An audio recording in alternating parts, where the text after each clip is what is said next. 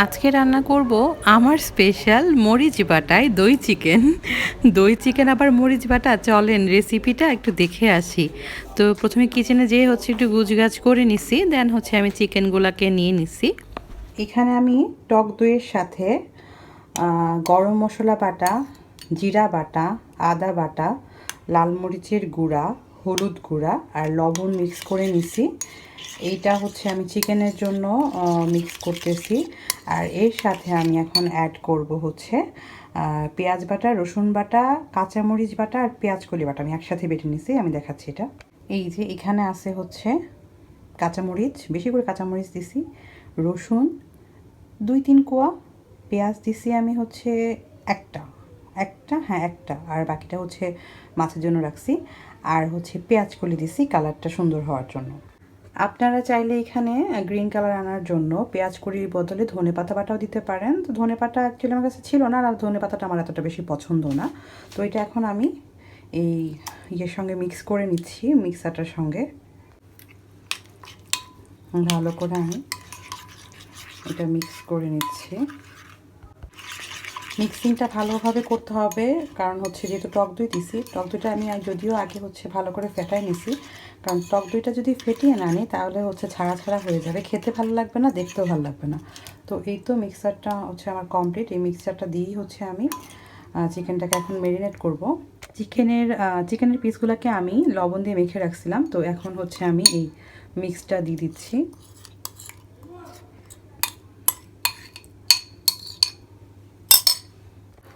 এখন ভালোভাবে চিকেনের সাথে এই যে মশলাটা মাখালাম আমি সেটা মিক্স করে নিচ্ছি। মিক্স করে নিয়ে আমি রেখে দেব। আমার যেহেতু সময় নেই হাতে আজকে, তো 10 থেকে 20 মিনিটসের মতো রেখে দিব। আর আপনারা চাইলে এইটার সাথে তেলও অ্যাড করতে পারেন। তো আমি আর এই পর্যায়ে তেল অ্যাড করতেছি না আজকে তেলটা আমি পরে অ্যাড করব।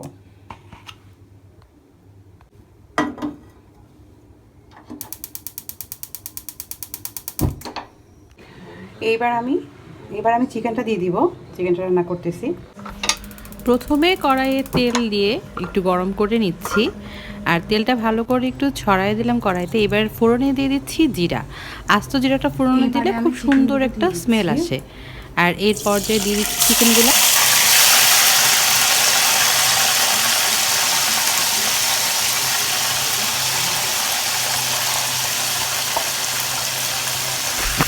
চিকেনটাকে আমি খুব ভালোভাবে কষিয়ে নিচ্ছি। আর রান্নার কিন্তু টেস্ট ডিপেন্ড করে কষানোর উপর। যত ভালো কষানো হবে তত হচ্ছে রান্না খাইতে মজা হয়। আর আমার কাছে মনে হয় যে চিকেনটা যেহেতু খুব কমন একটা মানে খাবার, তো এটা সবসময় রান্না করা হয়, যদি টেস্ট একটু ডিফারেন্ট না হয় তাহলে কিন্তু খাইতে ভালো লাগে না। তো এই জন্য আমি চাই মাঝে মাঝে ফিউশন করে রান্না করতে। তো আমি এই সাইজের রসুন দিয়ে দিচ্ছি, এটা আমার খুব পছন্দ। আর এই যে কড়াইটা, এটাতে মনে হয় যে খুব দ্রুত রান্না হয়, খুব দ্রুত হচ্ছে আমার রান্না হয়ে যাচ্ছে। টেম্পারেচারটা মনে হয় খুব ভালোভাবে চারদিকে ছড়ানো যায়, বেশ ভালোই। এই পর্যায়ে আমি জল দিয়ে দিচ্ছি ঝোলের জন্য। আমি বেশি ঝোল রাখবো না, তাই আমি অল্প পরিমাণে জল দিচ্ছি।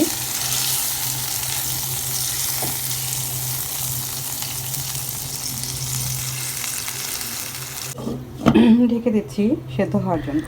আর এরই সাথে আমার চিকেন রান্না কমপ্লিট। গ্রেভিটা দেখেন কত সুন্দর হয়েছে, আর চিকেনগুলো খুবই ইয়াম্মি লাগতেছে।